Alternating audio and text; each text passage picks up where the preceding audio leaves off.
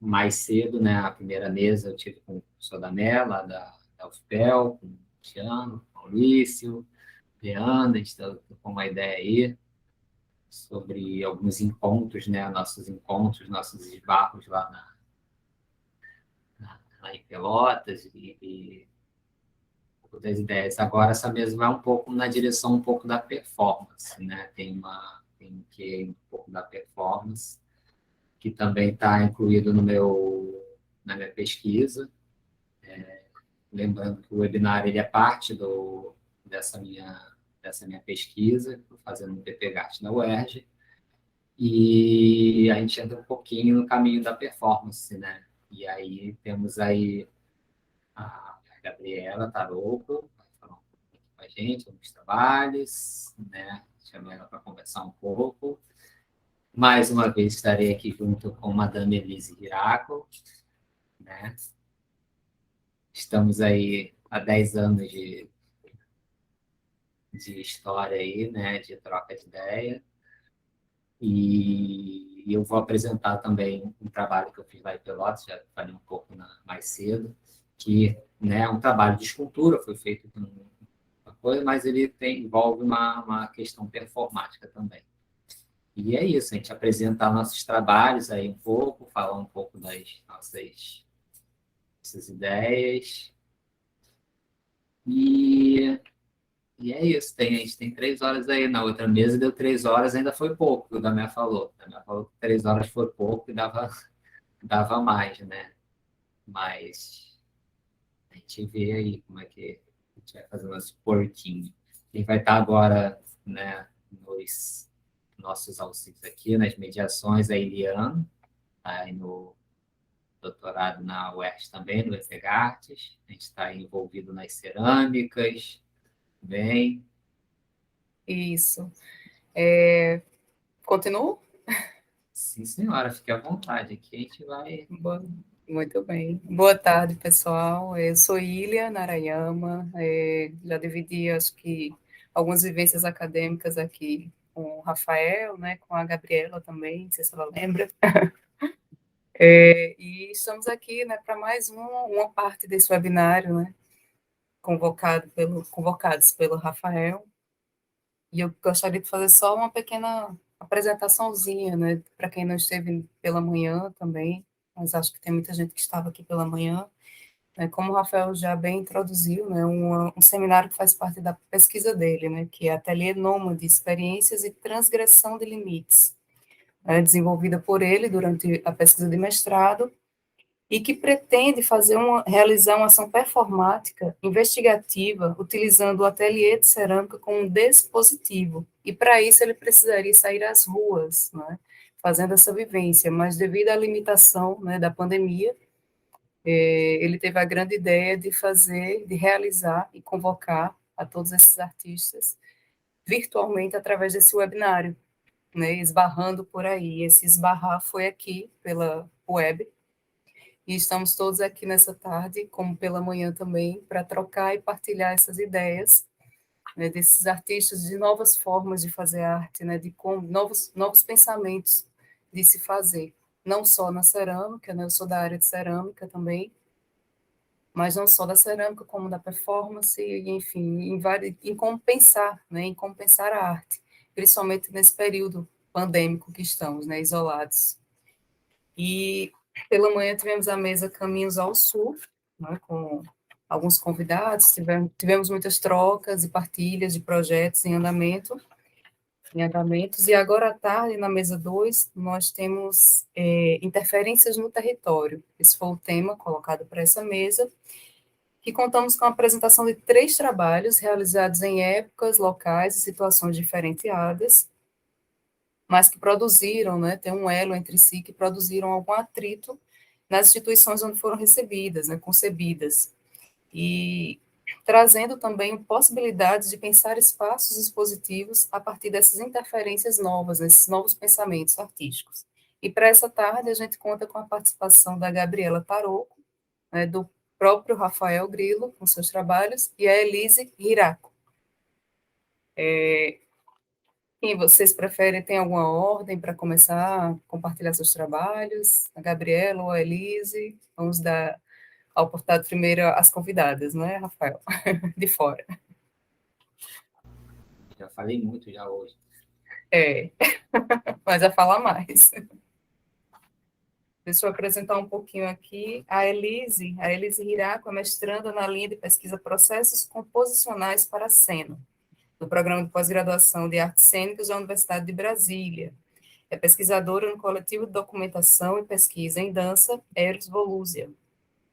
É registrado como diretório de pesquisa no CNPq, associada na rede Nikkei do Brasil, REM, e Associação Nipo-Brasileira de Anápolis. Desenvolve pesquisa sobre cultura japonesa, processo criativo, performance e dança Butô. Me corrija depois se for essa pronúncia.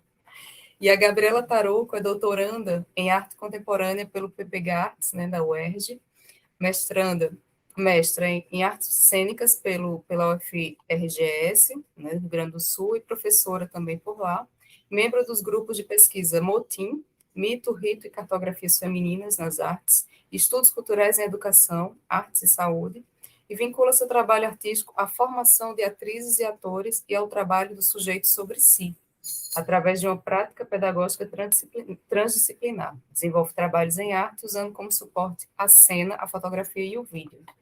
Então, vamos estar aqui essa tarde compartilhando um pouco, né, sobre esses trabalhos dessas duas artistas, né, em conjunto com a grande pesquisa, né, que é do mestrado de Rafael Grilo, sobre o ateliê Nômade. Então, quem gostaria, passa a palavra para Gabriela.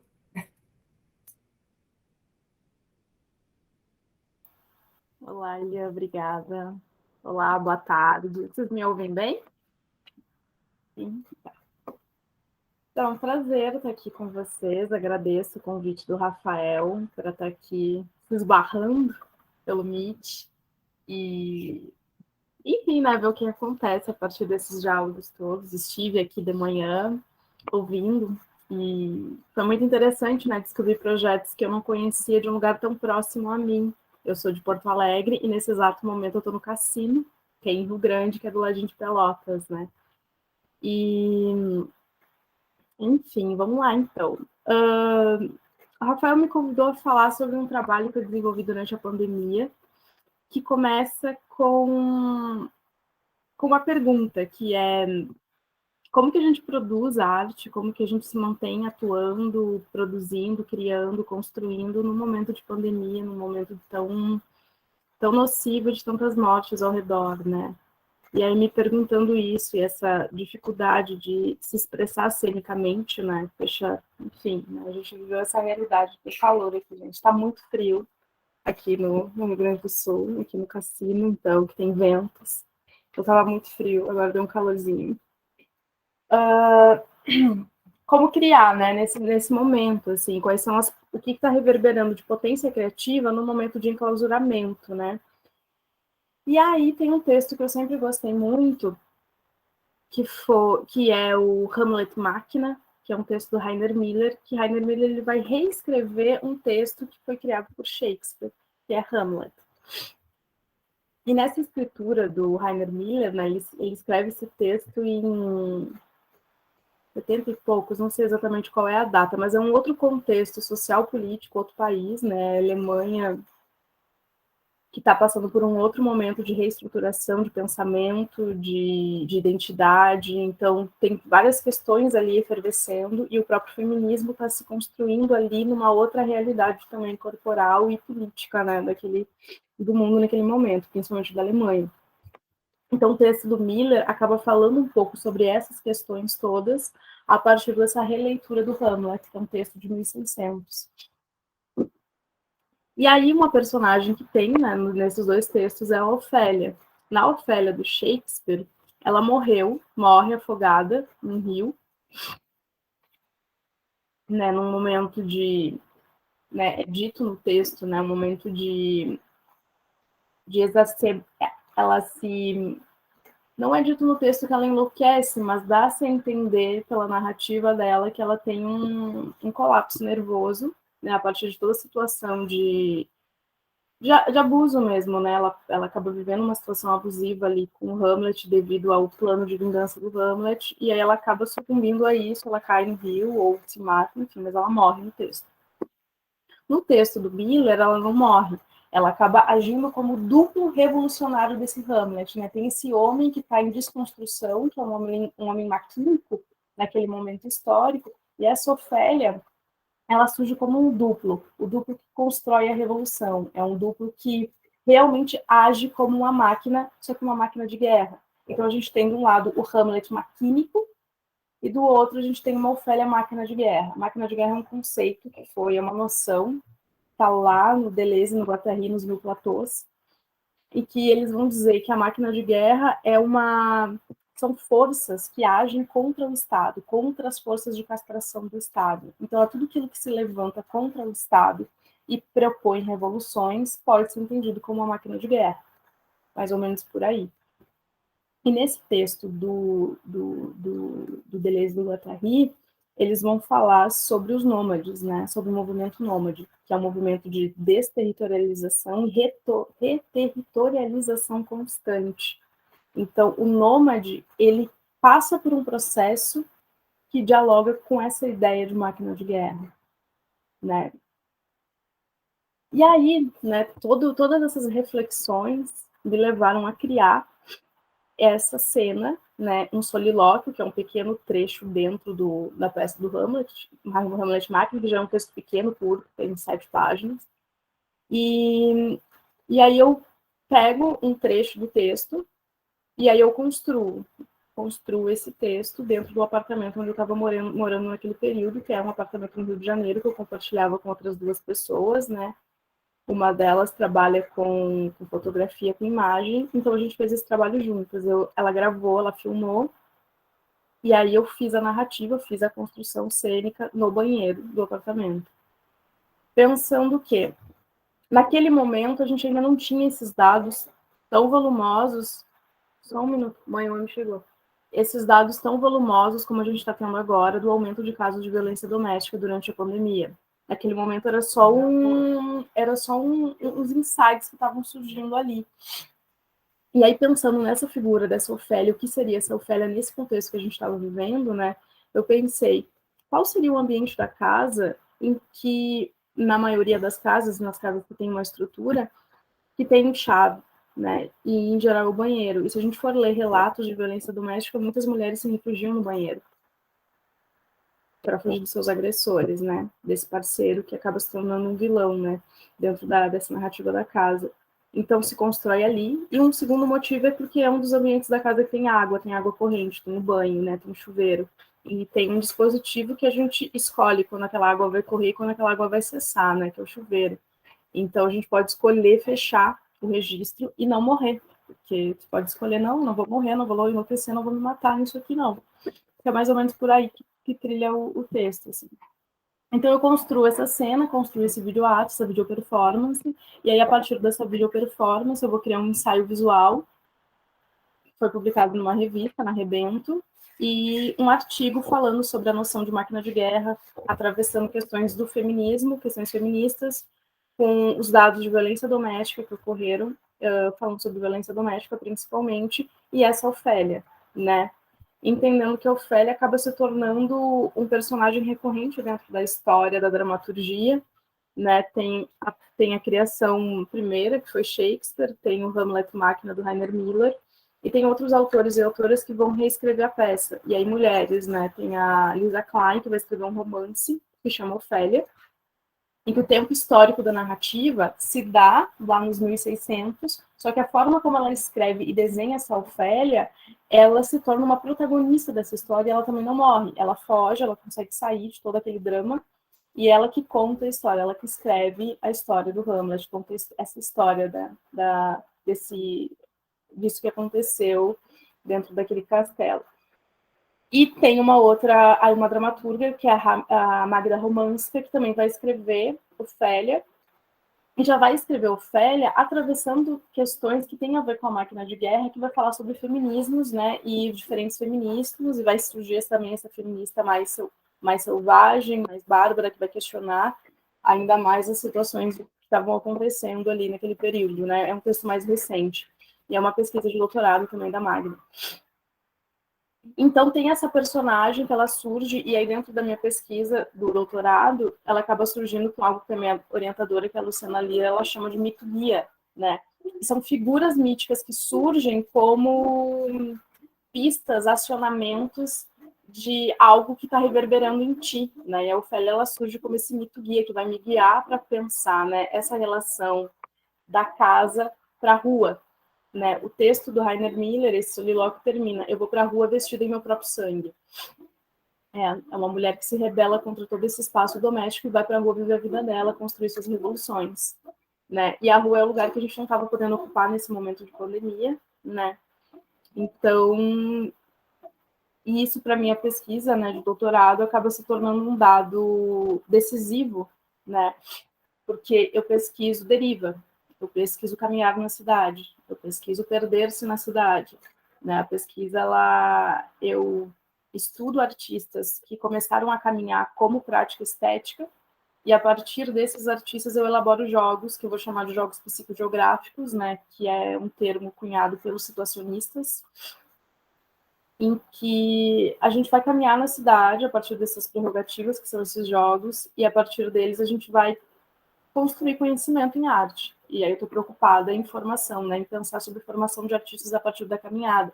Então, essa Ofélia, ela surge como esse mito porque acaba sendo essa figura que tem um certo movimento nômade, porque é uma certa caminhada que ela faz durante a história, né, 1600, né, através dos séculos, e vai se transformando de acordo com os próprios movimentos feministas, os próprios movimentos, não só feministas, mas movimentos das mulheres ao longo da história, o que a gente foi mudando e se transformando, né, e como que a sociedade trata e como que as mulheres se retratam dentro desses espaços todos, né, espaços de poder. E para essa pesquisa acaba se tornando esse duplo, que é esse desejo de rua e essa castração desse desejo a partir do momento que ir para a rua se torna um perigo, não pode. E só que precisa, é necessário, né? Não pode devido a questões sanitárias, né? E anterior a isso também tinham questões que atravessam o gênero, né? A questão dos dados de violência na rua, dos corpos, dos corpos, dos corpos mulheres. Enfim, é mais ou menos por aí. Acho que eu fiz uma mistura, né? Uma canção de tudo, mas eu acho que cola nesses lugares, assim, de estar tendo uma produção artística que parece que não está colando com a pesquisa institucional, né, com o doutorado, mas na verdade revela-se como um mito, revela-se como algo que está na subjetividade da própria pesquisadora, porque aquilo que a gente pesquisa comunica sobre os nossos afetos, nossos desejos também, né? E aí a pesquisa ela vai se construindo também por esses lugares, assim, né? Então, enfim, venho de um trabalho de pesquisar a rua, a cidade, os espaços públicos e o corpo inserido no espaço da cidade. E a minha pesquisa mais recente é essa do doutorado, que é como que a deriva, como caminhar a esmo pode ser uma ferramenta de construção de conhecimento e principalmente de conhecimento sobre formação de artistas. Mais ou menos por aí. Eu tenho também a Gabriela também, porque, né, como a gente fala dos esbarrões, das coisas esbarrando, a gente vai ali, né, dentro ali do que a gente foi conversando, e eu, por um acaso, não por um acaso, né, fui buscando, pesquisando, e a dissertação de mestrado dela eu estou usando como referência aqui no meu trabalho, usando o trabalho dela como referência, que, né, tem o trabalho de mestrado dela foi o... Cadê? A Rua da Praia, esses artistas cartografando sensações, multiplicando desejos. E essa questão do desejo também, a máquina do desejo, desejante, entra de novo no doutorado, né? Tem ainda isso. E eu também tenho falado um pouco isso na minha pesquisa, um pouco dessa questão tanto da cartografia, do caminhar e tudo mais, mas também dessa questão do que faz você, o desejo, né? O que você quer fazer, o desejo que te move, né? Também tem isso daí dos corpos desejantes, né? O artista desejante. E esse trabalho seu do mestrado, eu achei muito legal, né? Que feito aí na Rua da Praia, que você fala, né? Dos artistas de rua, já entra nesse caminho, né? De um outro lugar É o que eu acho que a gente, né, que eu estou buscando um pouco é também isso, né? Não é o ateliê, né? O ateliê é aquele lugar de trabalho onde, né, você tem o espaço de criação e tudo mais, mas a rua também é, né? O espaço de criação, como a gente viu aí mais cedo, né? É o local onde a gente cata material, a gente tem ideia, a gente transforma o material, a gente se expõe, tem bastante, né? E é legal também esse momento que você traz o ateliê para dentro do banheiro, né? Então, assim, o ateliê, a sua performance e tudo mais, você faz dentro de um banheiro, que não é um ateliê, né? É um banheiro. E aí você consegue transformar isso daí, né? Um ateliê. Então, você está na rua, é um espaço público, é um espaço aberto, é um espaço de encontro com outros sempre, e o banheiro é um espaço privado, é um dos espaços mais privados que a gente tem, né? Ali, o banheiro. Então, você está nesses dois, né? Nesses dois espaços, né?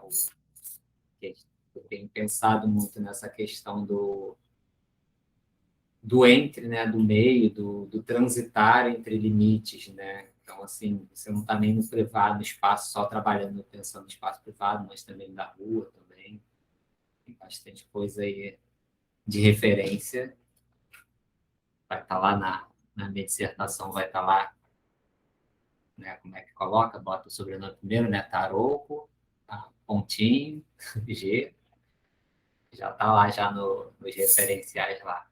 Eu acho legal. Referência que eu uso também, né? Michel citou, a questão dos espaços também. Não sei se gostaria de falar um pouquinho desse teu trabalho também, não só desse daí do mestrado, mas desse outro que você tem postado no...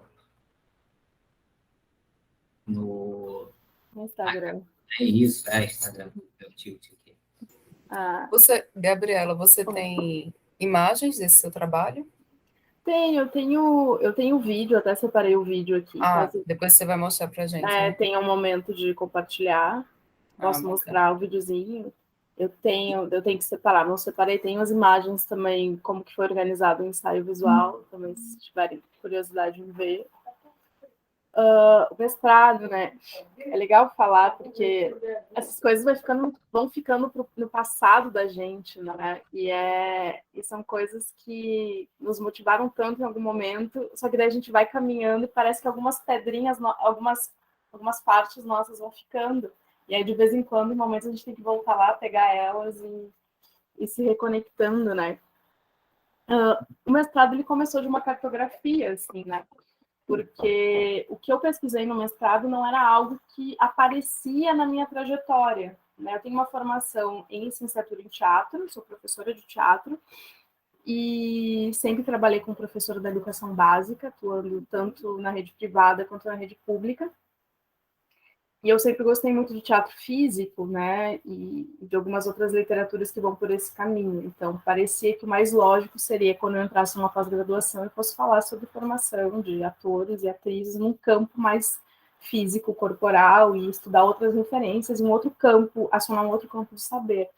Só que quando chegou na época do mestrado, né, terminei a graduação, aí quando eu terminei a graduação, eu comecei a fazer um curso que tem em Porto Alegre, que chama, da Secretaria de Cultura, do Centro de Dança, que é o Grupo Experimental de Dança de Porto Alegre. E o grupo, ele tem aulas todas as manhãs na Casa de Cultura Mário Quintana, que fica no centro de Porto Alegre, na Rua da Praia. E aí, eu ia todas as manhãs para lá, então eu fazia um deslocamento. Às vezes eu ia a pé, né, no verão, primavera, outono, eu ia a pé, saía da minha casa a pé até lá, era uma caminhada de 1 hora, mais ou menos. E no inverno eu ia de ônibus. Mas o trajeto era sempre o mesmo, assim, caminhar é quase toda. A Rua da Praia, para quem não conhece Porto Alegre, é uma rua muito longa. Ela atravessa todo o centro de Porto Alegre, vai de uma parte que tem pouco comércio, pouca coisa, vai para uma parte extremamente comercial, assim, de agitação de muita gente, passa pela esquina Democrática, que é o encontro da Rua da Praia com a Borges de Medeiros, protestos, tudo acontece ali, por isso que chama esquina Democrática, porque é um espaço de balbúrdia mesmo, assim, de fazer acontecer coisas.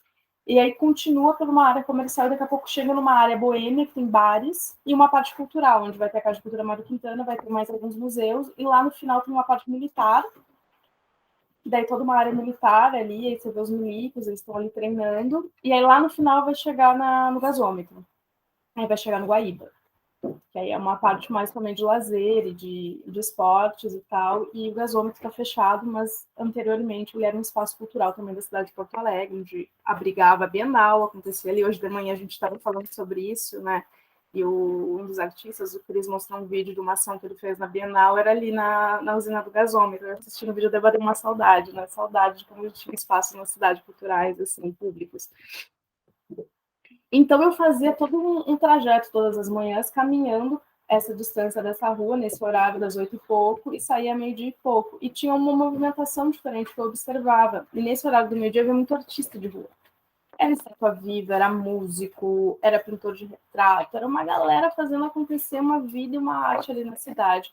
E aí, passando por ali, aquilo ali começou a me afetar positivamente, assim, às vezes eu estava meio triste, meio, sei lá, o que eu vou fazer na minha vida, eu terminei a graduação, e encontrar a arte nesse espaço público, nesse espaço da rua, nessa rua que é uma galera, Porto Alegre se encontra na Rua da Praia, fazendo seus trânsitos, indo para o trabalho, para a faculdade, para essas coisas todas, indo para a parada do ônibus. Nesse espaço, tinha espaço para o afeto, tinha espaço para o encontro, tinha espaço para a arte ali. E aí, a partir disso, que depois eu e minha orientadora, a gente começou a conversar, ela me falou que você fez foi uma cartografia, fez uma cartografia da Rua da Praia, e aí se inscreveu um projeto para o mestrado, a partir disso.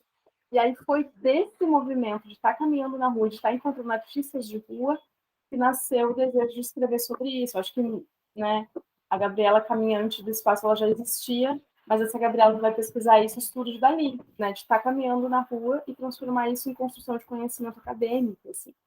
Né? E aí, dentro da academia, depois, né, o projeto foi aprovado, eu entrei, e tem isso, assim, uma dificuldade a maior dificuldade, talvez o maior atrito mesmo, seja encontrar material reflexivo que vai falar desse tipo de arte específica para uma arte cotidiana, né? E é por isso, eu acho que acertou a coisa do homem comum, é uma arte que vai...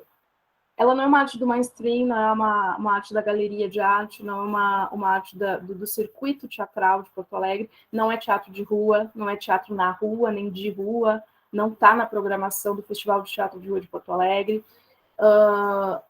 Os quadros que estão lá não estão na galeria, não estão na Bienal, não estão, sei lá, no barzinho que faz exposição de arte, não é outra coisa, é uma arte do cotidiano, é uma arte que está ali acionada por esses artistas que se propõem a ocupar o espaço e ali divulgar seu trabalho. Então, a rua funcionava como uma outra coisa. Essa outra coisa eu queria descobrir. Aí foi essa pesquisa, assim. Aí fui do direito à cidade, aí fui ler muito urbanista falando sobre isso, para tentar encontrar qual é o corpo teórico. Li também literatura das artes visuais, fui para sociologia, tive que ir cavando para tentar encontrar qual seria esse corpo teórico para falar sobre isso. Não sei se eu fiz as melhores escolhas, mas eu fiz as escolhas possíveis naquele momento, né? Mas a cartografia ela já existia como pensamento. Isso é interessante, porque tem vários grupos de psicologia que vão atrelados aos cursos de psicologia, né, que vão falar sobre cartografia, pensar sobre isso. Né? Tem aquele livro que já é bem conhecido, que é o Pistas e Métodos da Cartografia, que é de um grupo de pesquisa, acho que de Porto Alegre, né? E acho que tem ramificações no Rio de Janeiro, e de pensar essa outra forma de pesquisa, porque acho que isso é uma frase do Foucault, não tenho certeza agora, posso estar errada, que é você transformar a lógica, né, do meta-óbvios por óbvios meta, assim, ao invés de você fazer um processo que eu vou construindo o conhecimento e vou acionando os espaços, é o contrário, é o espaço que vai te acionando e aí você vai construindo o conhecimento, assim. Né? É uma outra, você inverte a lógica da pesquisa que é a cartografia. Você não vai com seu caderno de etnógrafo para a rua. Você só vai para a rua. E aí a rua vai te comunicar, o espaço vai te comunicar. Né? Seja a rua porque é meu campo de pesquisa. Mas o teu campo de pesquisa é que vai te dizer quais são as perguntas, vai te dizer o que tu vai pesquisar, o que tu vai escrever, né? E aí tem isso, assim, tem um pensamento que se deixa fluir, se deixa afetar. Daí é uma outra lógica, que aí essas cartografias, essas pessoas que estão pesquisando cartografia nos ajudam a escrever por aí. Né? E toda a filosofia pós-estruturalista também nos ajuda a pensar nesse lugar, porque a filosofia também já está indo para esse lugar de pensamento, assim, mesmo que muito criticada dentro da filosofia.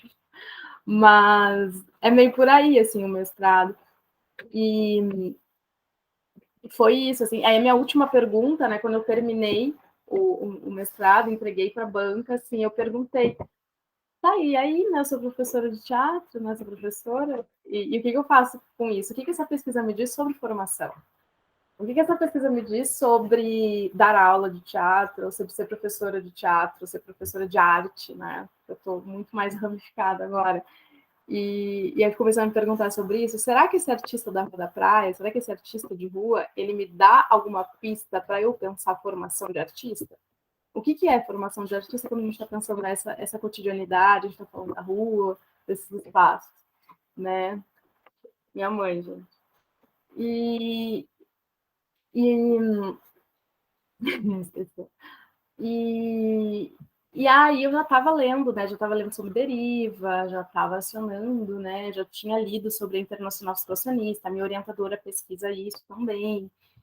Minha orientadora na época foi a Silvia Balestreri, da URGS. E aí eu comecei a fazer, eu comecei a entender, né, que isso de ser uma caminhante, sou uma caminhante no sentido de sair para caminhar, não tô fazendo nada, vou sair para caminhar, nesse sentido de caminhante, desde criança, assim, desde pequena. E aí eu comecei a entender que isso também pode ser uma ação artística, pode ser uma ação estética, e por que não pedagógica? E aí essa pergunta que eu me fiz no final do mestrado, eu levei ela para essa pesquisa de doutorado, que é tentar entender como que a gente constrói conhecimento a partir da cotidianidade, né? E o que seria o cotidiano dentro disso tudo que eu tenho estudado, pesquisado, que seria o caminhar na cidade. E aí eu vou encontrar a deriva, e aí vou estudar lá os situacionistas e esses movimentos todos que se proporam a pensar uma outra cidade a partir de uma outra lógica, que é a lógica do afeto, a lógica de quem mora na cidade, vive e habita a cidade. E é mais ou menos nesse caminho que eu estou, assim, agora, de tentar entender isso e de criação de jogos que se propõe a pensar e a pesquisar o espaço público da rua, né? E esse trabalho do Instagram, ele é essa reverberação, né? Porque, enfim, tem uma formação em artes da cena, fiz o mestrado em artes da cena e agora doutorado em arte contemporânea, né? Então, estou sendo provocada a me pensar uma artista mais plural, assim, uma artista que vai mexer com fotografia, que vai mexer com vídeo, que vai mexer com performance, que vai mexer com a cena também, né? E aí eu descobri algumas artistas que me inspiraram, e aí me deu vontade de criar algum trabalho em continuidade. Sabe aquela coisa de você ficar fazendo o tempo todo aquilo, assim, quero fazer uma coisa que eu não paro de fazer nunca. E aí eu pensei, o Instagram é esse lugar. Então aí apaguei todas as minhas fotos de Instagram normal, né? As fotos que a gente posta no Instagram, apaguei tudo, porque só vai fazer um trabalho contínuo no Instagram. E aí é esse trabalho que é o corpo construção, depois eu jogo aqui no chat para vocês verem. E eu gosto muito de foto narrativa, né? Essa coisa, eu acho que vem disso, de uma formação de teatro. Eu gosto de narrativa, assim, de contar uma história. E aí contar uma história corporal. E a ideia de corpo-construção é um corpo que está sempre em construção, se construindo, se reconstruindo, se modificando. E aí eu faço essa relação do corpo, e aí o corpo de uma mulher é o meu corpo sempre, com materiais da construção civil, assim, vou fazendo um trabalho de composição visual disso. E é isso, é um trabalho em continuidade, assim, a ideia é ficar fazendo enquanto eu tiver vontade de ficar fazendo ele, está todo no Instagram, foi pensado para essa plataforma de Instagram, e para essa volatilidade, essa coisa volátil do feed, né? Enfim, não tenho nenhum seguidor quase, porque é isso, né? A plataforma ela também não suporta tanto o espaço do artista, da artista, mas vem de um desejo de se fazer público, que é até uma discussão recente que eu tive com um amigo, com um colega pesquisador, que é, onde que está o público, né? Nesses 2 anos de pandemia, sendo artista da cena, e a questão da relação com o público é muito importante para a gente, né? A gente fala que a unidade mínima para que você tenha teatro é alguém que faz alguma coisa e alguém que assiste. Então, essa relação, ela é extremamente importante, né? Então, venho disso, né? Desse tipo de entendimento de arte. E o público, ele tá ali, ele tá no Instagram, ele tá no TikTok, ele tá nessas ferramentas todas, por mais que a gente tenha várias críticas em relação a elas, e a gente tem críticas anticapitalistas em relação a elas também, né? É notória pra gente isso, e a gente tem consciência delas, mas ao mesmo tempo são as ferramentas que estão aí, né? E nesses 2 anos foram aqui, estavam ali, né? Então a gente se divulga. Então, por que não usar elas a nosso favor, a favor de algum desejo? Como o desejo de estar criando, de estar mostrando para o pessoal o trabalho. E aí eu estou ali, enfim, estou ali fazendo alguma coisa que espero espero que seja divertida para mim e que, de alguma forma, acione espaços diferentes para as pessoas que vão ver, né? E tem vários artistas que trabalham no Instagram e que fazem esses trabalhos de colocar fotografias, vídeos que alteram a lógica da própria plataforma, pelo que eu espero, né? É quase como uma galeria, né? Uma galeria, não sei se eu posso usar esse termo, né? Os artistas visuais me corrigem, me questionem, mas é quase como uma galeria também, assim, que pode ser um outro tipo, um outro lugar, assim. É mais ou menos aí. Vou colocar aqui, então, o Instagram e o link para o ensaio, para quem tiver curiosidade, e depois a gente pode ver o vídeo também. Se quiser passar agora ele, compartilhar, que está liberado aí. Quem quiser compartilhar, tira. Não tem essa. Então, vamos ver o vídeo, então. Vamos ver. Eu acho que tem que ser uma guia. Eu não estou conseguindo compartilhar vídeos e coisas por aqui. Não sei por quê. Você cata aí o vídeo, é a cartografia, né, que você está falando, aí o pistas. Eu conheci, né, eu também, assim, conheci, mas mais a fundo um pouco, participando de um grupo aqui da UFRJ, que é da Psicologia também, que é o LSD, Laboratório de Sensibilidade e Devires. E aí tinha muito essa questão da cartografia, para eu entender um pouco disso, né? E era quando eu estava tentando fazer um projeto para o mestrado ainda. Eu tentei para a UF, aí tinha uma relação com cartografia no projeto que estava fazendo, então eu comecei a participar desse grupo para tentar me aprofundar um pouco mais. E falava muito, né, desse pistas. Quem me indicou pistas foi aí a Sabrina também, ela me deu pistas. Eu ainda não acabei de ler, mas eu tenho que ler.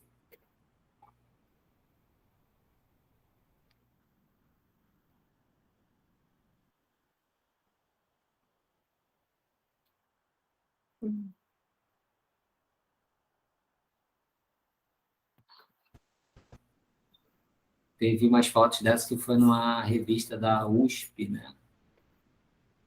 Foi. Tá vendo, né? Não sei se o vídeo. Eu vou colocar, daí me fala se tá rolando.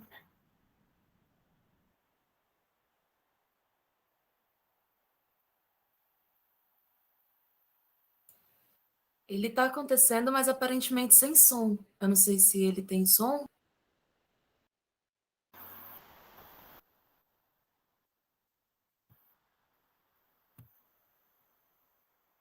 Ele tem som a partir de agora. Estava sem som também?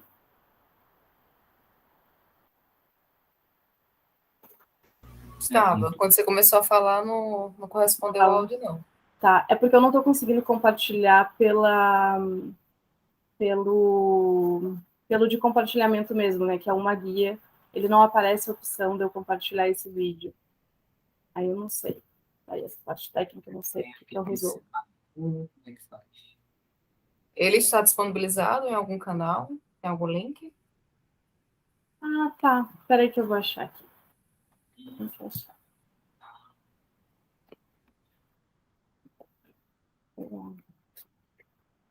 Pra não atrasar muito, se a gente quiser ir passando, a gente pode ver depois também. Tá, pode ser. Bom, mas tem 2 horas e tá. Tem uns tempos. Tem Hoje tempo, eu... inclusive, para quem quiser comentar algo, né, sobre o trabalho da Gabriela, até agora o que foi apresentado, alguma convergência com algum outro trabalho. Eu só queria acrescentar esse último ponto que a Gabriela falou dos novos espaços de galeria, né, de artes visuais. Eu, como faço parte das artes visuais, é um caminho bem interessante, né? Quando a gente pensa em ateliê nômade, também a gente pensa em como expor, né, para o público, que agora é uma nova alternativa, né? Então, o que a gente tem ultimamente, nesses últimos 2 anos, de editais, de artes visuais, em que o resultado é pelo Instagram, é imenso, assim. Instagram, ou então uma página da web criada gratuitamente, inclusive, né? Se antes era uma coisa meio que impossível criar um site, hoje a gente tem várias plataformas, de sites gratuitas que estão sendo criadas para expor mesmo trabalhos, galerias, né, o próprio YouTube, o Facebook já está, inclusive, já morrendo, né, nessa pandemia, mas o Instagram está ganhando esse espaço de exposição, até nas lives, né? Eu tive a experiência de assistir, de comprar um ingresso de uma peça teatral que foi disponibilizada por uma plataforma, né? Então, foi uma experiência bem louca, assim, né? De você ver tudo virtual, e cada ator, né? Os atores e as atrizes estavam em um espaço totalmente separados, eles não estavam no palco, estavam em suas casas, fizeram os cenários em suas casas, e a peça foi passada para a gente virtualmente, cada um em seu espaço. Foi uma experiência, assim, bem incrível, e é muito louco, né? Pensar esses novos espaços através de telas. Hoje em dia, o nosso público, a gente não sabe quem está atrás das telas, mas é uma nova vertente, sim, de galeria. Podemos considerar. Sobre essa ideia do teatro digital, né, ou teatro de vídeo, enfim, eu estava lendo a questão da filosofia teatral do Dubat, né, que ele tem um ponto de vista muito forte em relação à ideia de tecnovivialidade e que, na realidade, pensar em teatro com algum mecanismo de intercâmbio entre o sujeito que está apresentando e o público, já, do ponto de vista dele, já não caracterizaria, né? Então, assim, é interessante, porque falta parte humana, né? E essa humana intermediada, será que... E o ponto de vista dele é muito certeiro de que não, né? Que ele fala que o convívio também é o convívio, a poiesis, né?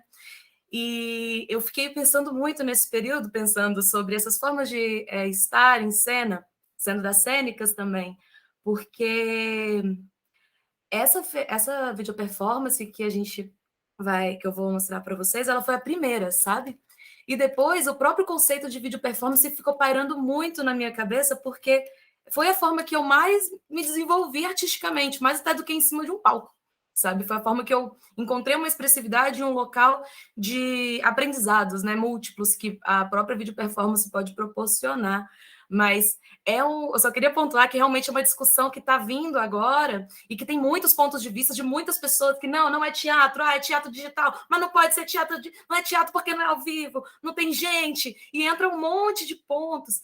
E é legal estar atento a essas questões contemporâneas, né, que veio à tona agora na pandemia, mas que antes mesmo, né, bom, os anos 70 já tinham vídeo performances, né, chamado de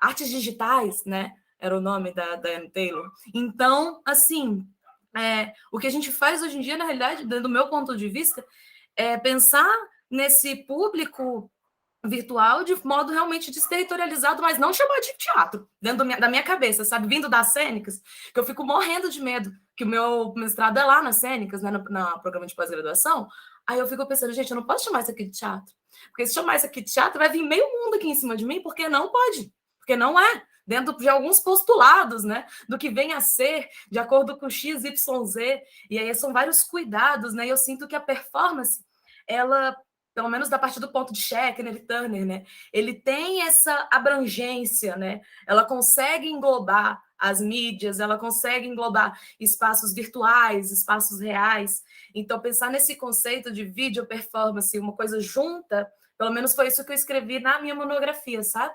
Que era o ponto, a vídeo performance, ela é a junção da poiesis, do audiovisual e...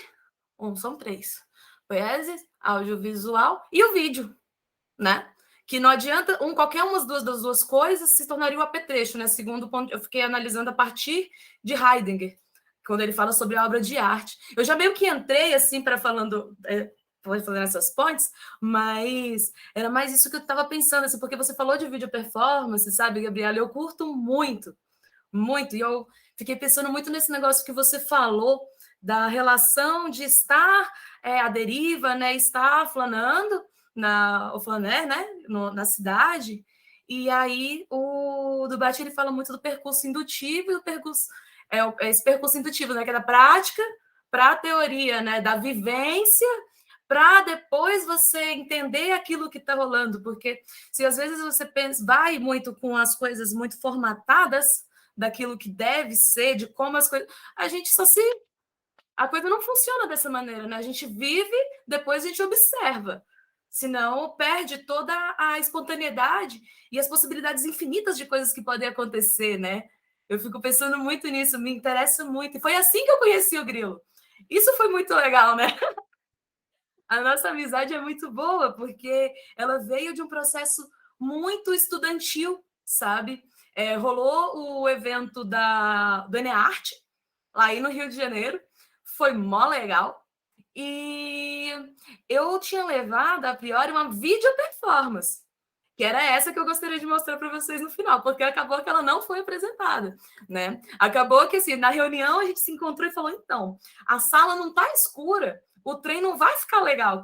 Aí eu falei, bom, os recursos que eu penso para fazer minhas coisas é para fazer uma coisa possível, né? Com recursos limitados, né? Sobrevivente criativo. Aí eu falei, massa. Então, eu fui lá, né? Comprei minhas fitas crepe de novo e vamos fazendo aqui agora, né? Vamos fazendo presente. E foi muito legal, porque foi graças a essa oportunidade que estreitou-se a relação entre eu e o Grilo. Eu sei que vocês chamaram de Rafael, é que eu já chamo ele de Grilo. O Rafael Grilo.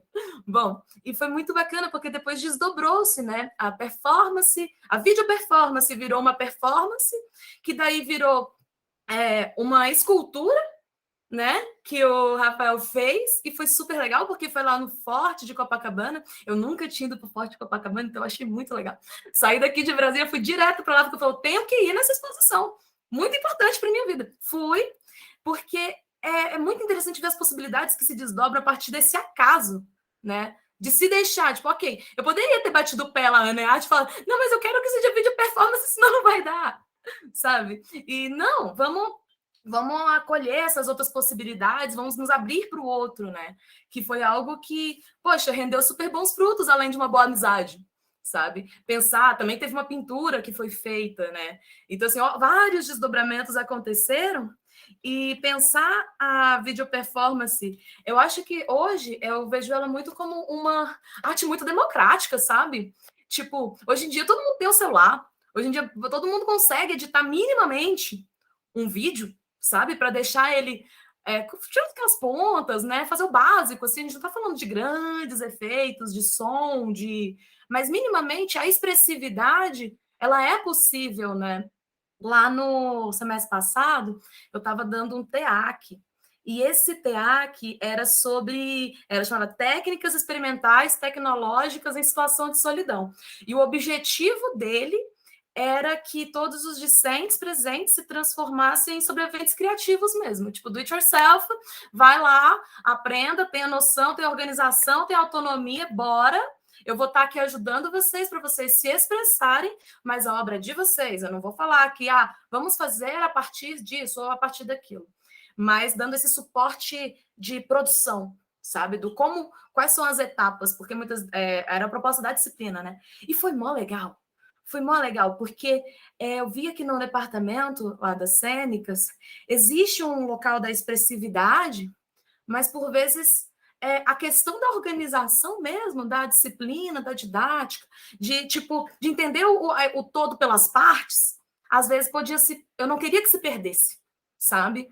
Porque eu acho que a gente nas artes, pensando assim, de todas as modalidades, né? Enquanto linguagem, a gente tem uma importância social muito grande e que, por vezes, ela é diminuída ou desconsiderada por, enfim, todos esses chefes de Estado, esses egípcios, que nem está nesse mérito, mas, assim, a importância que a arte tem de dar expressividade e mostrando também as etapas das coisas, como elas funcionam, para não achar que, é só dar uma estrelinha, já foi, sabe? Não é por aí, pô, tem um trabalho.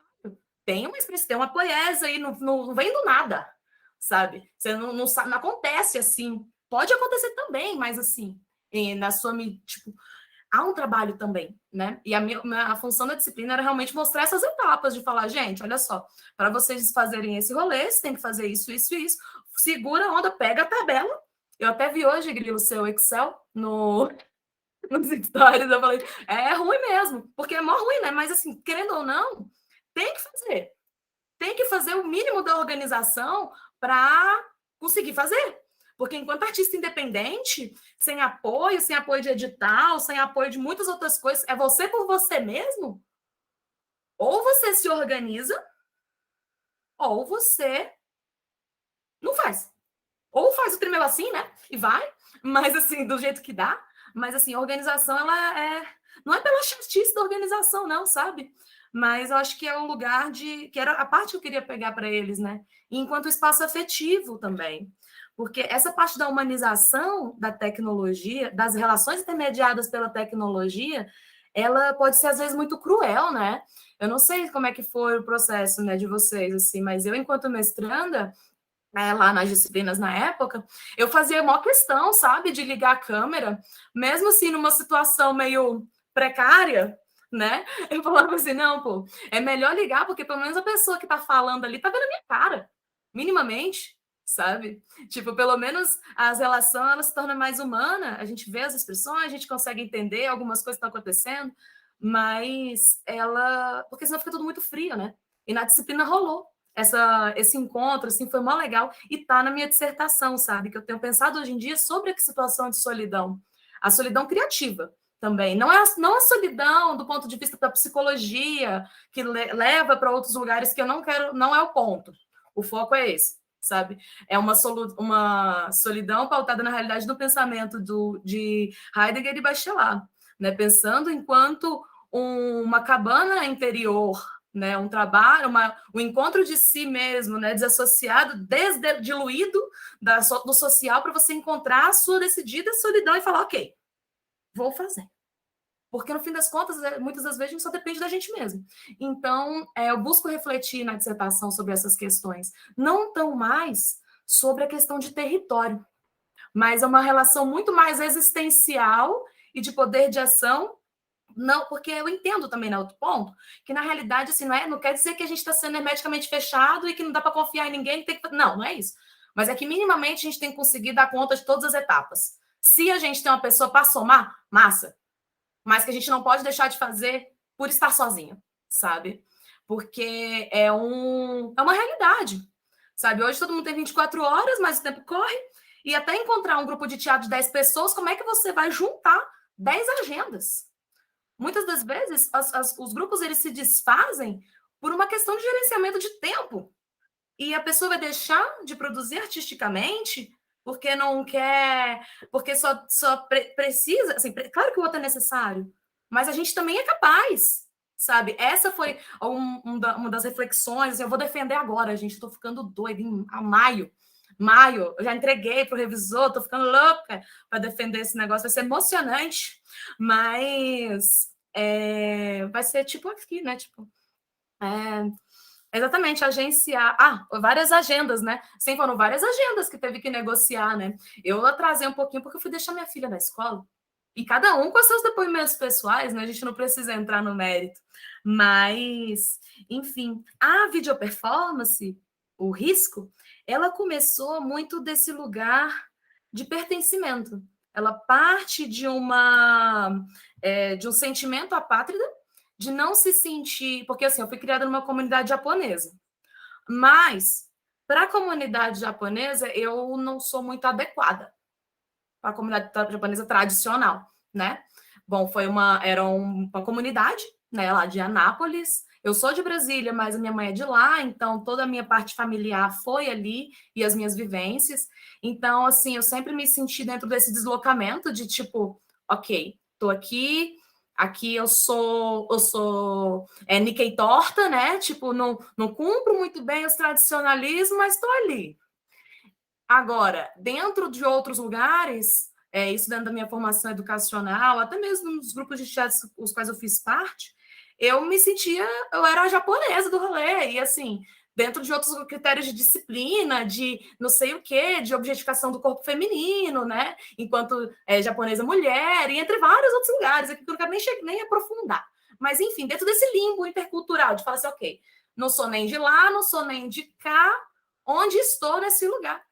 E, assim, aí partiu o risco, porque dentro da sociedade japonesa, ela muitas das vezes buscou dentro da história se equiparar a uma minoria branca privilegiada, né? Mas, se você olhar os recortes da história, você vai ver que, na realidade, a comunidade japonesa ela vem de uma periferia legal, sabe? Desde a época da abolição até as 3 imigrações e a forma como chegou, e claro que não tem como comparar de forma alguma, não é esse um ponto de comparação, porque a forma que os japoneses vieram realmente foi uma condição um pouco mais privilegiada, que não vieram como escravos, né? Não estou nem um pouco querendo comparar essas questões, mas que vieram de algum modo marginalizados, porque ninguém veio aqui, a galera veio para cá para trabalhar na comunidade agrária, veio para cavar buraco, e a partir daí se desenvolveram outras tecnologias e outros modos de pensar, e houveram alguns espaços, só que existe sempre esse lugar, né, do povo japonês não se encontrar enquanto, não sei, às vezes não se entender enquanto periferia, o que eu acho muito errado dentro da comunidade, sabe? Porque é querer ascender socialmente no lugar que, peraí, volta, venha ver de onde você veio, sabe? Venha ver de onde é a tua raiz. A raiz é da chácara. A raiz é ali do lado da beira do lago, bebendo água, sabe? Agachado. É lavando roupa. Minha avó lavava, da fazenda. Sacou? Não da dona da fazenda, trabalhava na fazenda, sabe? E, tipo, ver que é um lugar que acaba que fica meio assim, né? Nem lá, nem cá, né? Tipo, eu tenho... dentro desse lugar, que é o limbo, né? Essa sensação apátrida. E foi a partir disso que eu criei o risco. Porque eu não sou nem branca demais para estar dentro do povo japonês, né? E nem brasileira demais para estar junto com todo mundo. Que saco! Aí foi partindo dessa provocação, desculpa, né? Até falei um saco, mas se você querer, foi espontaneidade.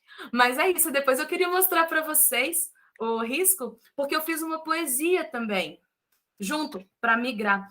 Eu vou ler para vocês, antes de fechar, que ela é bem assim. A cidade bolha é a cidade branca que se confunde com a cidade céu. O branco torna a cidade homogênea. O branco contrasta com a realidade. Os prédios brancos criados normalmente para pessoas brancas que vivem na Asa Sul e Norte. E eu, vestida de branco, como pássaro branco, que tenta pegar um voo quase em vão. Um pequeno voo que me transportará da utopia branca para a realidade multicolor. Dentro do espaço diversidade, encontramos a bolha da desigualdade social. E essa é a bolha central. Encontra-se no núcleo da célula-mãe, onde a pichação e o lixo se faz presente. A cidade desconectada da realidade nacional. A cidade desconectada da pluralidade social. A sociedade desconectada dos problemas regionais. O outro desconectado de qualquer outro. A bolha desconectada do mundo real.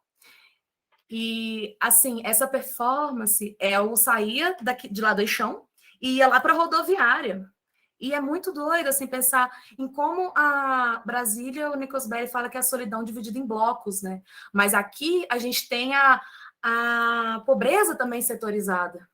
A gente tem a desigualdade social setorizada. A gente tem essa distribuição de onde fica cada coisa. Só que na rodoviária, não.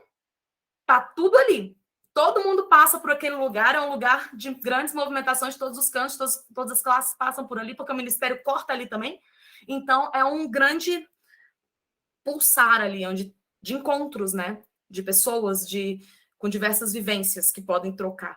Mas, enfim, eu falei um tantão, mas eu acho que deu para pegar mais ou menos o que era o risco e o que virou, né? Porque eu acho que a parte mais legal realmente do risco é ele ter se transportado para outras formas de expressão, né? Para outras linguagens, né? É isso. Além da transformação, né?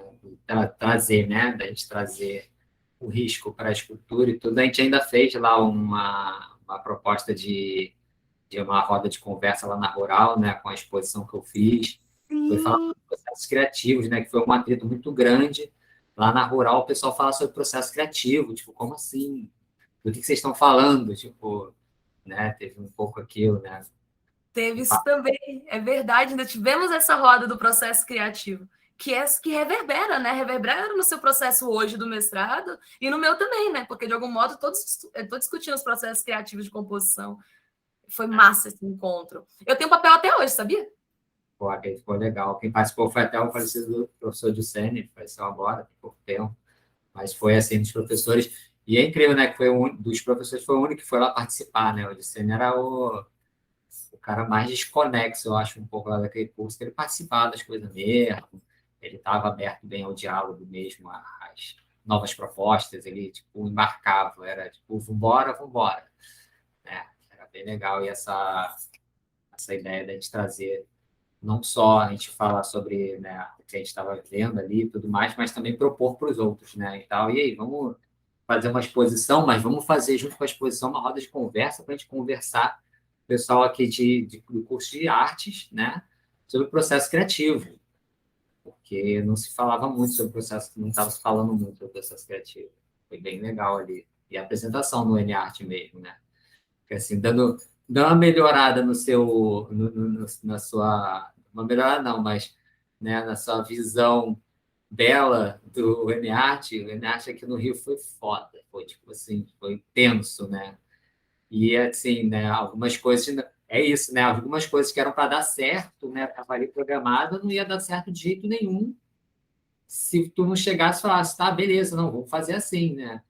Porque, de certa forma, às vezes parecia que a própria organização não queria que as coisas funcionassem. Então, assim, não vai fazer, não. Tinha uma treta interna ali, né? Então, não vai rolar. E não, vai rolar sim, vou fazer sim, vai ser aqui, desse jeito aqui, espontâneo. Verdade, né? Teve isso também. É porque eu costumo, a minha memória ela é seletiva, eu acabo que as coisas que eram treta, eu vou esquecendo porque para não ter mini infartos cotidianos, sabe? Mas teve isso mesmo. É verdade. Porque o que levou a essa situação foi isso, né? Tinha um impedimento ali e tal, não vai rolar, não, peraí, não vai rolar. Aí, porque como foi na parte que era do alojamento, onde as pessoas estavam alojadas, e eu que ficava nessa parte, né? Tomando conta ali, era responsável por ali. E aí alguém falou, não, mas aí a Elisa vai fazer uma performance aqui, e não pode, e que aquilo. Então, assim, teve uma coisa. Não, peraí, eu nem sabia quem era a Elise, não sabia nem qual era a performance. Não, peraí, como que não pode? Como é que não vai fazer? Né? A gente está aqui no Encontro de Estudante de Arte, a gente está aqui para fazer justamente isso, né? Fazer proposições, trazer proposições, e porque não está no programa, não pode? Como assim? Vamos embora. E eu tive alguns atritos, né, por causa disso. Não, vai fazer assim, vamos embora. Né? Aí depois que fez, a gente foi lá trocar ideia, conversar e falar sobre as performances que aconteceram na arte, né? Algumas performances que estavam acontecendo ali.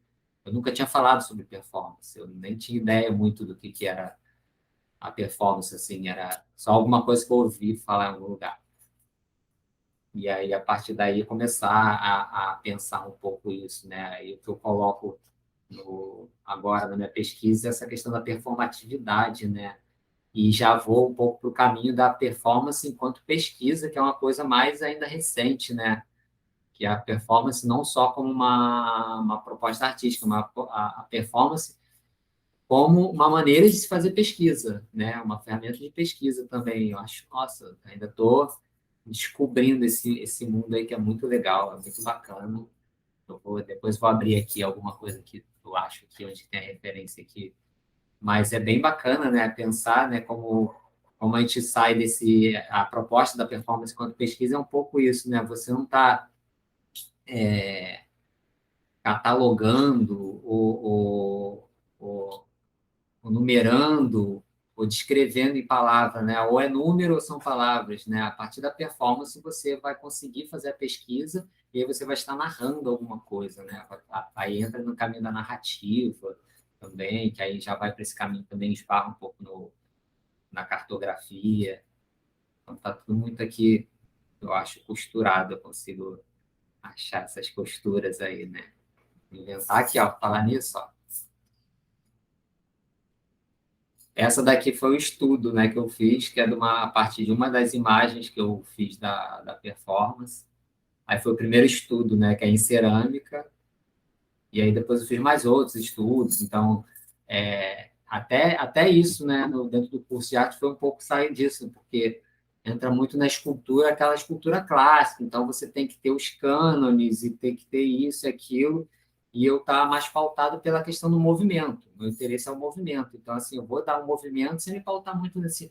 tu tem que ter ali o cânone do tamanho do corpo né? Não, não quero. Quero aqui forçar o movimento, né? E aquele movimento todo do corpo, aquilo ali que tinha. Falei, nossa, é isso que eu quero aqui. Eu peguei e falei, peraí, é isso aqui que eu quero. Aí a gente fez essa. E ainda inventamos aí, né, de tentar fazer editagem da Funarte, vamos tentar fazer uma coisa. Ainda tem... Claro, eu acho que a ideia é entender o que aconteceu, né? Eu acho que hoje porque já tem 10 anos, né? É mó legal pensar que já tem uma década. Até entrega a idade, né? Mó realidades da vida, né? Faz parte. Mas hoje eu consigo ver a importância que teve, sabe? Fazer aquela performance que foi a minha primeira video performance, que virou a primeira performance, assim, vai sozinha, né, em solo, e aí encontrar com você e você me ajudar naquele rolê, porque realmente não foi fácil, não foi assim, eu gravo as coisas dentro do mundo da Hello Kitty, mas assim, a verdade é que não foi fácil, não, eu lembro. Porque pensar que eu saí de ônibus 10 horas daqui de Brasília para chegar aí e não apresentar, não é legal. Não é legal mesmo. Você sair da sua casa, enfrentar um baú, nossa senhora, e não apresentar. E assim, você foi super legal. Eu lembro disso. Mas eu tinha me esquecido um pouco da treta, porque eu te falei, né? Para não amargurar o coração. Mas. E que deu tudo certo, né? Tipo, fazendo ali, porque eu não lembro o nome onde a gente ficou, naquele prédio. Mas era um Instituto de Educação. Isso, no Instituto de Educação, né? Que era tipo um prédio mó bonitão, assim, porque Brasília a gente não tem essas coisas antigas, né? Tudo é um bando de caixote. Então era um prédio todo cheio de coisas, assim, tipo uma arquitetura que não é arquitetura moderna, né? Para mim tá mó legal. E aí tinha uma parte de areia que, assim, o prédio tá aqui. Aí aqui tem uma escada, e aqui tem uma parte de areia, e aqui tinha uma árvore. E a proposta da video performance era enrolar-se com fita crepe, né, dentro desse sufocamento e criar uma dança. Eu usava um vestido que tinha muitos babados, então ele se mexia muito. Só que aí eu lembro que uma das tretas foi da onde que eu vou tirar essa fita crepe, né? Vou tirar, tipo, mágica, porque não tem onde sair, né? Eu vou chegar lá com a fita. Porque isso é para fazer uma neta agora. Aí eu lembro que eu cavei um buraco, coloquei a fita lá, tipo, ok, vou ter que cavar a terra, vamos tentar encontrar sentido nisso. E isso só acontece se permitindo, né? Também. E encontrando soluções, né? Tipo, vamos resolver isso. Essa fita tem que sair de algum lugar. E deu tudo certo. Inclusive, eu acho que as fotos lá do Rio são mais bonitas do que as fotos do Rio, de Brasília, sabe? Eu acho que tem uma coisa mais sombria. Eu adoro essa foto. Adoro essa foto. Essa foi lá. Eu acho... De areia, né? Sim. Eu cavuquei esse buraco aí. Nossa, eu lembro que essa fita... Nossa, arrebentou a minha cara depois, o cabelo, virou um trem. Mas foi ótimo. Enquanto assistia, tem aquele momento, né? Que assiste aí fica pensando, pô, tá legal, mas como é que vai ser na hora de tirar? E eu tava pensando isso, imagino você, né? Tipo, como é que vai ser na hora de tirar, né? Depois a gente vê, né? Como é que vai Mas tirar. depois a gente chora, né? Né? Mas é isso que tu falou, né? Como a Gabriela falou também, do andar na rua. São duas coisas que eu tenho pensado muito para fazer aqui a pesquisa, que uma é o lance do desejo, né? O desejo e o impulso, né? Então, não adianta desejar se você não tem impulso. Se você não tem esse impulso de ir, né? Eu vou tacar. Tem o capítulo que eu estou fazendo o primeiro capítulo que eu estou fazendo da dissertação, o título é divertido, né? Mas o título é Por que a galinha atravessou a rua? É isso, é uma pergunta tão assim, tá, é para ela chegar do outro lado. É isso, mas é assim, ela teve impulso, né, de tipo, ela atravessou a rua, ela foi, né? Aí o desejo, aí eu faço uma pergunta, né, pô, será que as galinhas são seres desejantes assim como nós, seres superiores, né? A galinha também não é desejante? Por que a galinha atravessou a rua? Porque ela quis, ela desejou atravessar a rua. Então, faço essa brincadeira nessa questão do impulso, né, do desejo. Né? Por que eu vou para a rua? Por que eu vou fazer essa performance? Eu não posso fazer ela, tipo, Eu posso sentar na ateliê e ficar quietinho com o meu rabo lá fazendo cerâmica, e fazer ali. Não, por que eu tenho que ir para a rua? Tem que ter esse desejo de estar ali no fluxo e o impulso de ir até lá. Não tenho material, não tenho isso para fazer, e eu vou embora, né?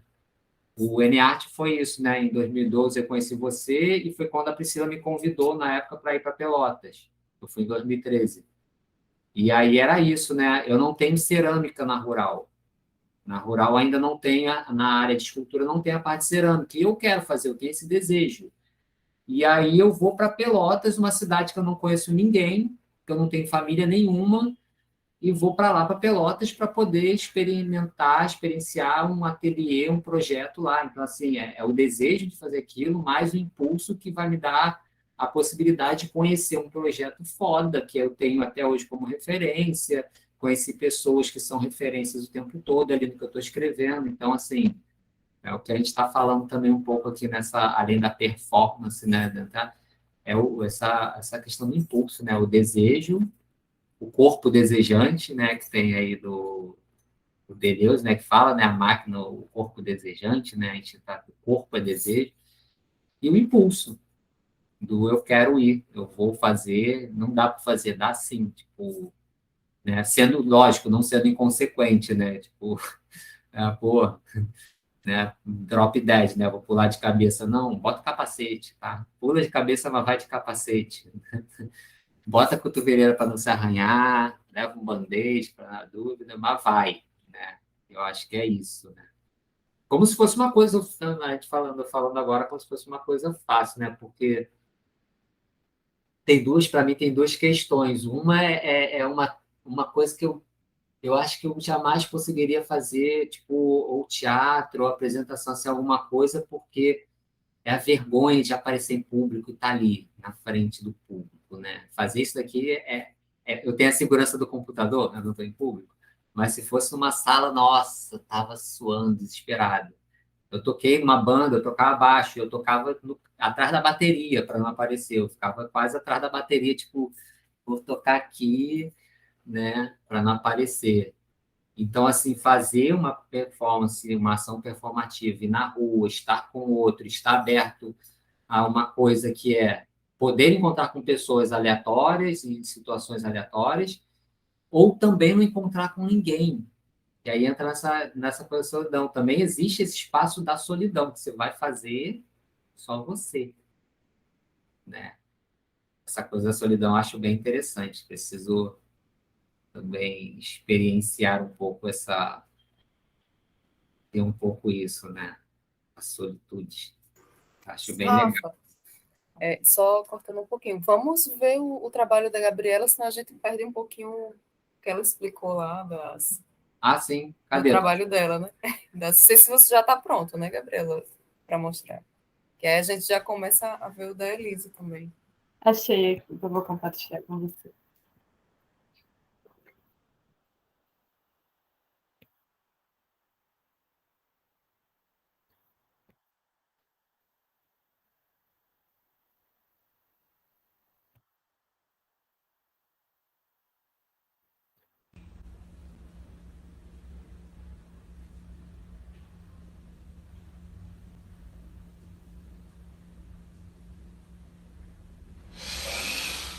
Eu sou Ofélia. Aquela que o rio não segurou. Só a mulher na forca. A mulher com as veias cortadas. A mulher com excesso de dose. Sobre os meus lábios neve. A mulher com a cabeça dentro do fogão a gás.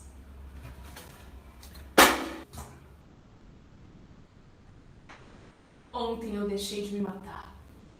Estou só. Com os meus seios, minhas coxas, meu ventre. É bento. As amarras do meu cativeiro. A mesa, a cama, as cadeiras. Destruo o campo de batalha que foi o meu lar. Eu escancaro as portas para que o vento entre e o grito do mundo. Destruo as janelas. e com as mãos ensanguentadas, eu rasgo as fotografias dos homens que eu amei e que se serviram de mim. Na cama, na mesa,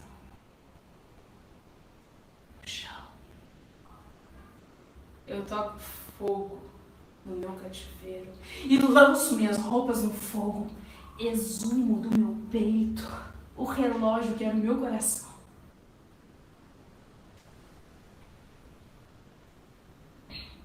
Eu vou pra rua, vestida em meu sangue.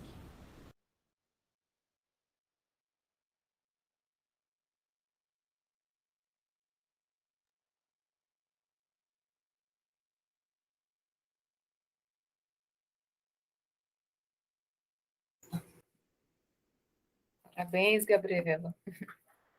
Incrível esse trabalho. Esse foi o vídeo, né? Aí tem as imagens também do ensaio visual. Deixa eu pegar.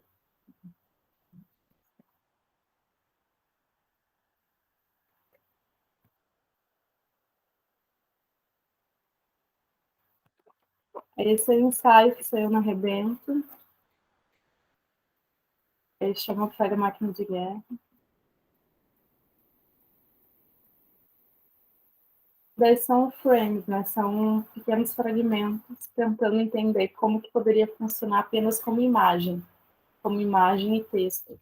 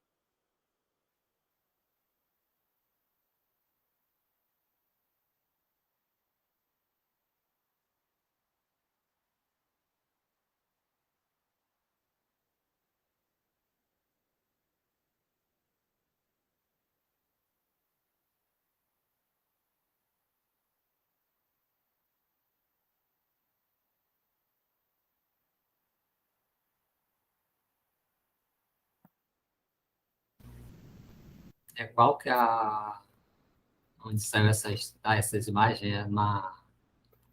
Estava procurando aqui o nome da revista, da USP, né? Chama Rebento. Isso. Rebento. É uma revista em artes cênicas e eu não sei se tem o costume, tá, de publicar ensaio visual, mas é isso, assim, é pegar o mesmo trabalho e tentar esgotar todas as possibilidades, assim, de ver como que pode funcionar em diferentes narrativas, né? É isso, conceitualmente, como é que ele funciona. Eu fui lá e escrevi um artigo. Tá, mas como imagem e palavra, como que ele funciona, fiz um ensaio visual, né? E como video performance tá aí o vídeo, né? Que foi, enfim, acabei mostrando ele, acho que participei de um seminário da UFBA com ele, que chama Mito, Riso.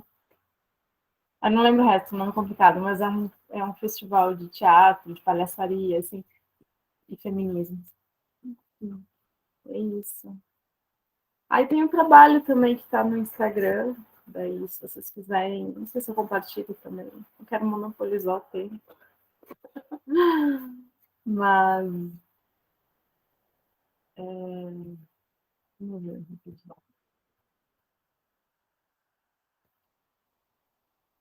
que é esse, Muito lindo. que é isso, né? Tentar encontrar uma relação, né? Imagens corporais e imagens da construção civil que possam dialogar entre si alguma coisa, né? E eu vou criando de acordo com demanda que surge, sei lá, em mim. Por exemplo, esse aqui da caçamba, ele teve uma situação em Porto Alegre que estava tendo um surto de escorpião amarelo. Eu estava vendo uma reportagem no jornal, né, no Jornal do Almoço, do escorpião amarelo. Eu pensei, vou criar o escorpião amarelo dentro dessa narrativa, assim. E aí tem coisas que surgem. Uma disciplina que eu fiz, eu não lembro se foi essa que eu fiz junto com o Lian, não, acho que não foi, que era de ambientalidades, né? Então a gente estava criando espacialidade corporal, aí surgiu essa imagem do umbigo aí com o negócio de nebulização. Então é isso, vai surgindo demanda ou fotos antigas, né? Tem algumas que são fotos mais antigas, né? E aí eu vou encontrando essas imagens no meu acervo de imagens e vou construindo, né? E aí vou fazendo essa pesquisa. E a ideia é fazer um trabalho contínuo, que não cessa, né? Começa aqui na base, e aí vai subindo. São 20 até agora. É isso. Gabriela, qual o seu perfil? Eu já tô com meu celular aqui, cara. É tarô com Gabriela, vou jogar aqui. Massa. Eu queria te fazer uma pergunta. A edição das fotografias, você que faz também? Então, aí que tá.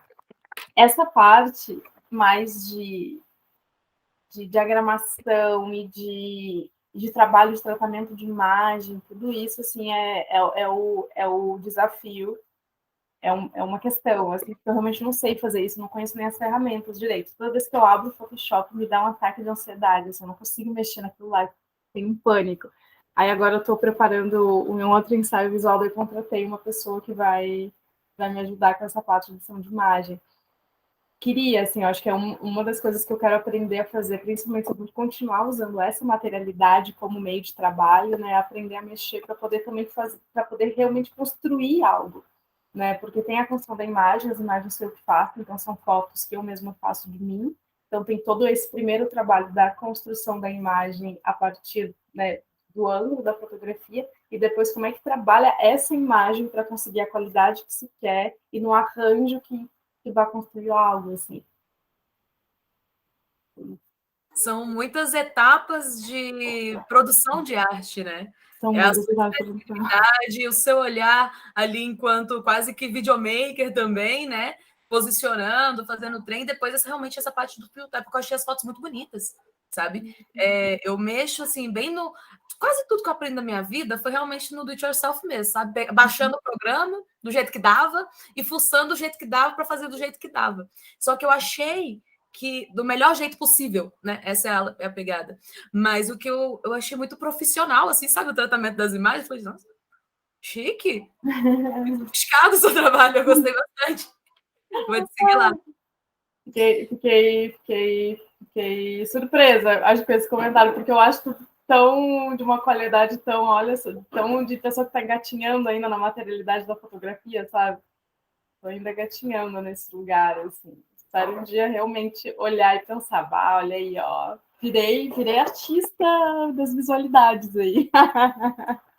Acho que esse é o maior desafio, né, ultimamente, principalmente na pandemia, né? Todo mundo tem que aprender, além de criar, a gente tem que aprender as técnicas, né, das novas tecnologias, né? Como editar um vídeo, como postar, como editar uma imagem. Que acho que a nossa apresentação agora, já que não é ao vivo, né, diretamente com o público, é através das imagens, né? E as imagens têm que estarem perfeitas. Eu fiz uma exposição individual através do YouTube. É uma coisa de esculturas em cerâmica. Então, é uma coisa assim, e um pouco a gente não consegue imaginar, né? Como uma pessoa vai apreciar uma obra, uma escultura em cerâmica através do YouTube. Então, as imagens tinham que tirar, né? Frente, lado, né? Fazer aqueles joguinhos. Nossa, como é que a gente vai tecnicamente? A gente que não é da área, né, de Photoshop, design, né? Como é que a gente vai criar? Além de criar a obra, né? Se deslocar desse universo do local de exposição, né? A gente está acostumado a estar todo o meu processo criativo, estou ali mexendo com a nossa materialidade, que é cerâmica, por exemplo, né? A minha, do Rafael, não sei mais de quem é aqui, mas que já é um processo de outra técnica, né? Além do processo criativo, a gente tem que saber a técnica de mexer para virar uma cerâmica, né? Não é só manipular argila, né? Tem todo um processo. E ainda tem uma técnica para expor. Então, assim, é multiartista, é uma loucura. Mas é isso, né? viver nos limites, né, nos nomadismos da vida, né, agora, e onde dá para fazer. É isso aí, Rafa. Totalmente. Se você colocar uma foto, né, diferente, desanda o arquivo, desce aqui não era para descer, né, não fica de um lado a lado.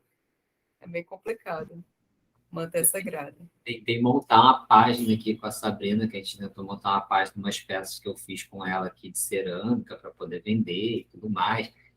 E aí tu bota tudo organizadinho, aí, nossa, para botar aquilo, aí tem que já fazer a imagem quadradinha, realmente, que ele falou, as fotos estão da Gabriela estão assim, realmente tu olha e fala, gente, tá aqui, quando eu crescer eu quero aprender a fazer um negócio assim quadradinho, pô, fazer direitinho, que tá, tu olha e consegue ler, né, ter ver a narrativa, né, a narrativa que é importante, consegue pegar ali a narrativa, ver do corpo e a coisa ali da obra e tudo mais.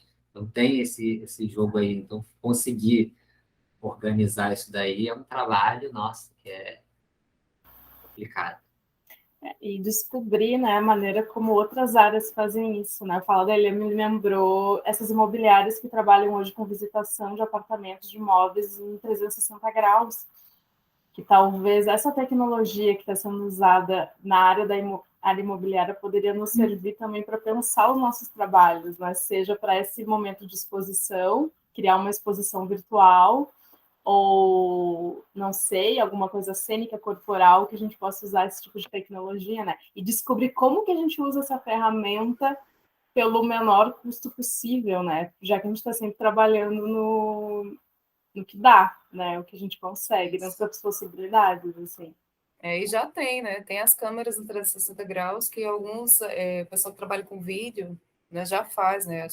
Aqui a gente está fazendo um trabalho com o pessoal, os ceramistas do Alto do Moura, que meu marido ele é antropólogo, e aí ele contratou, né, um rapaz que tem a câmera para filmar as peças, né, em 360 graus, e com eles comentando, né, para poder expor para as pessoas.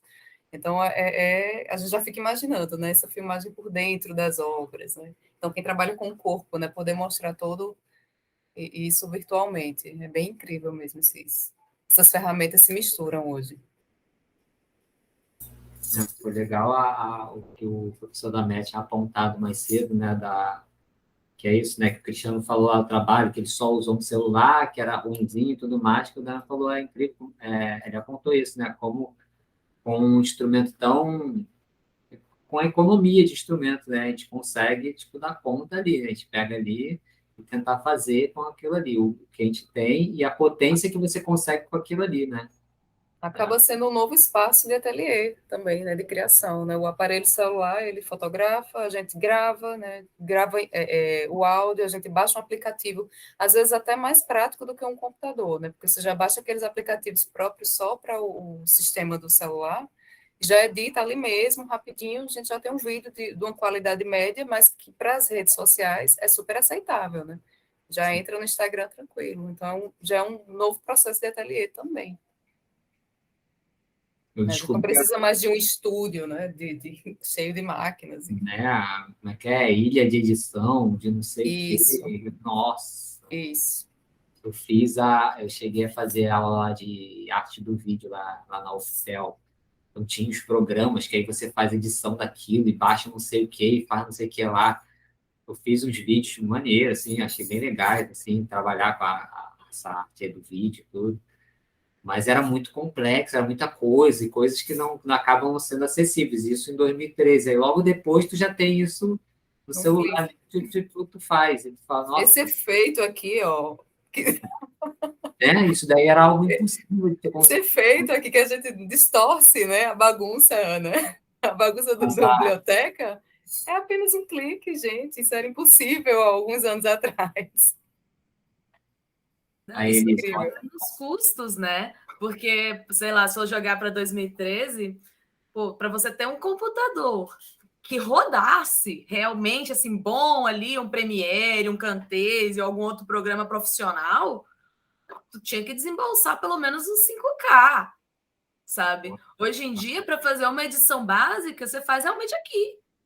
Quando eu faço os meus vídeos, o meu celular ele é melhor que a minha câmera semi-profissional. que é uma Isso. Canon de 1900 bolinha, então isso aqui já é melhor. E eu gravo aqui, aí eu faço os recortes básicos, assim, sabe, de aquelas pontas, velho, já tiro logo daqui num aplicativo mó furreca, facinho, grátis. Aí depois eu jogo pra cá, aí eu falo, não, agora vamos brincar sério, né? Aí eu vou brincar sério no computador. Mas, assim, daria para fazer só aqui? Daria, com certeza, sabe? Isso Total. torna muito mais acessível para você conseguir. São aplicativos grátis. Se antes você tinha que pagar uma licença, hoje tem vários outros métodos, mas não quero entrar nesse ponto, mas tem várias ferramentas gratuitas, né? Que dá para você trabalhar. Dá para muita gente criar, né? Isso eu acho muito fera. Essa máquina aí que tu falou foi a que tu levou lá. Tem aquele trabalho que tu fez, né? A gente estava voltando um pouco para a ideia de interferência no território, né? Agora tu falou da máquina, eu lembrei da proposta que tu fez lá na Rural de performance, que foi lá daqueles buracos que tinha das janelas, que não eram janelas, eram uns buracos de janela na janela. Rolando a escada. Teve isso. Rolando a escada. Nossa, aquilo ali virou uns 2 semestres assunto. Pô, então, a mulher que rolou a escada e tal, era amiga do Grilo, que estava rolando a escada. E 2 semestres eu tive que ouvir da amiga do Grilo que rolou a escada do P1, do prédio principal. E aí tem que explicar para a galera de arte. Não, é uma performance que ela está fazendo, vídeo performance. Pô, mas a mulher rolou a escada, cara. Tipo, Sem, isso lá, rolou a escada sem blusa, né? Tipo, tá. teve isso, e foi eu e a Ala, né? A Ala, hoje em dia, ela está no doutorado em artes visuais, trabalha com performance, né? Também. E foi nós duas. Nossa, foi muito legal. Foi uma experiência muito boa ter feito isso. Eu acho que tem site, né? Sim. Coisa lá, as fotos.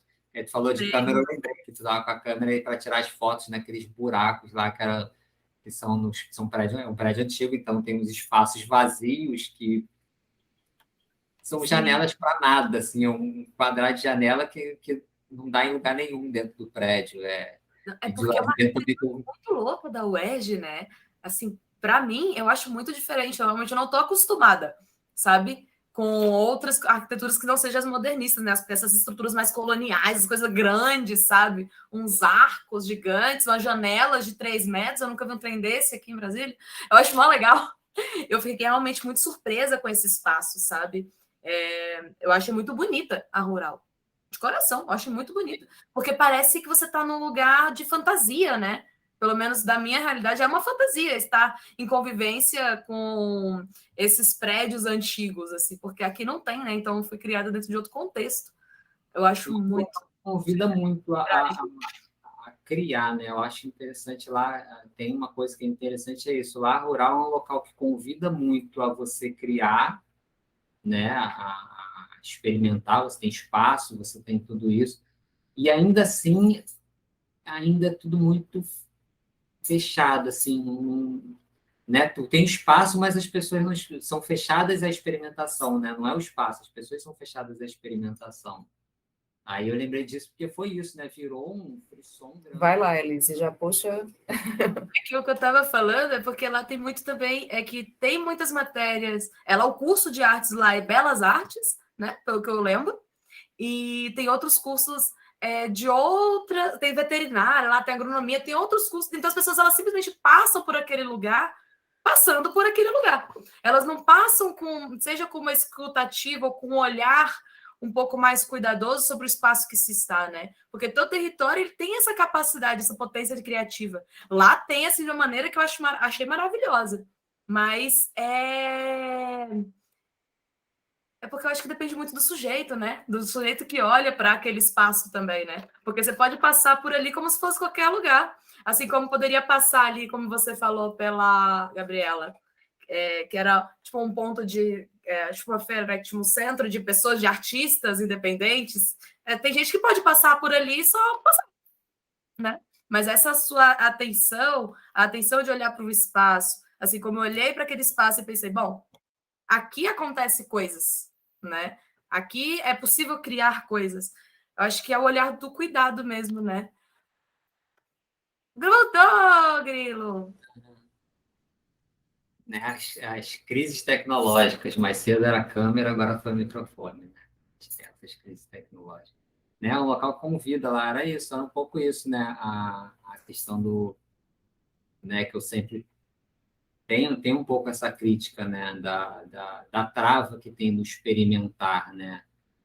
O que me moveu, o que me deu o impulso, né, de ir até Pelotas, descobrir o impulso da gente ter esse contato, da gente buscar outras coisas, outros pensamentos, era isso, né? Você vê um local que é tão grande, que tem tanta possibilidade de experimentação, de você, né, pensar ali, e ainda assim é tão ainda travado, é tão assim, tipo, não, né? Você não pode falar de performance ainda lá, porque ainda é muito delicado falar de performance.